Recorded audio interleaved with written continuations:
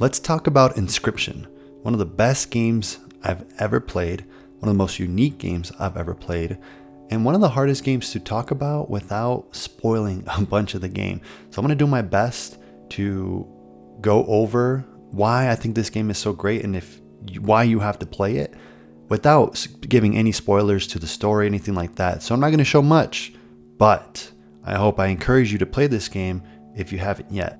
So first we got to ask, what is Inscryption? Well, Inscryption is a game that came out in 2021. It's a creepy roguelike deck building card game. So it's pretty simple gameplay wise. It starts building up pretty quickly, but if you played a card game, it's pretty straightforward.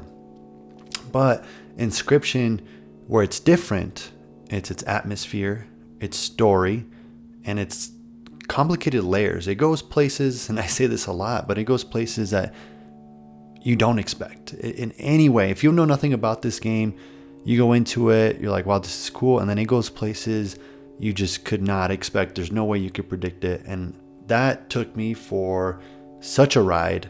I had so much fun. It's a game that truly left me shocked at the end.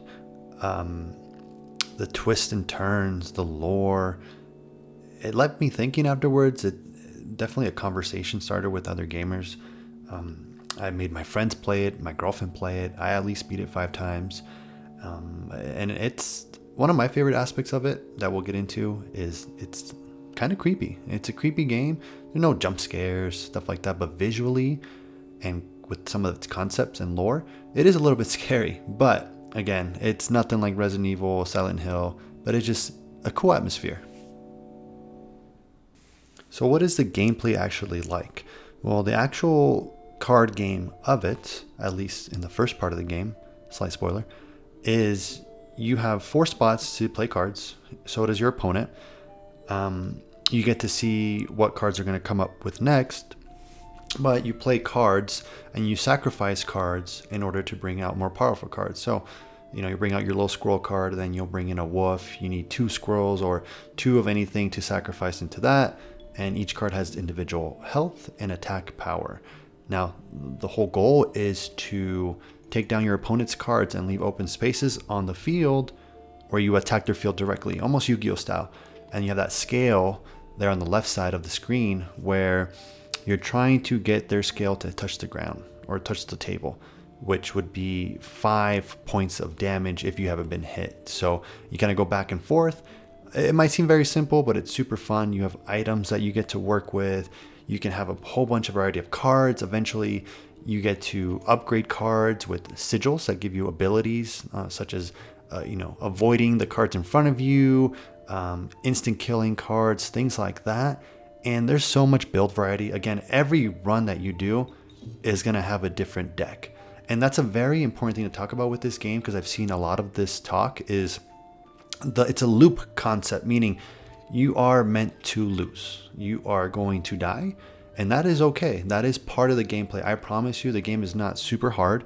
It's just you have to keep getting better cards and also explore the cabin. That's kind of one of the things I see people don't do enough is if you're kind of stumped, explore the cabin, you will figure it out. So that's a big part of the game too, is you get to walk away and you get to explore the cabin that you're stuck in.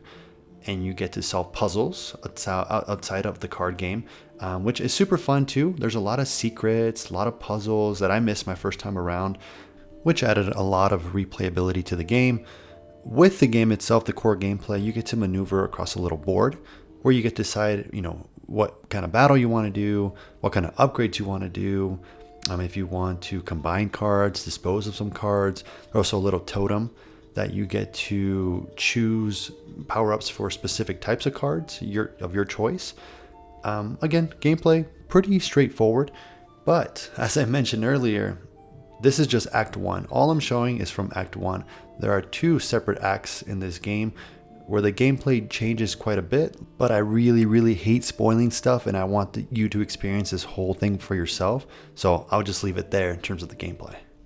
With that being said, it's very hard to talk about this game without giving a lot away. So, in terms of the story, all I will say is that you're stuck in a cabin and you're playing cards against whatever's keeping you there. And that's all I'll say to keep the mystery alive. Again, it's very twisty. It gets deeper than you would ever expect from a card game. And in terms of the presentation, the production values of this game, it's pretty simple. The graphics are nothing to write home about. The music's pretty cool. It's creepy, ambient. It goes really well with the theme of the game. But when you put this whole package together, that's when Inscryption really comes through. I love that creepy atmosphere. I love those kinds of games.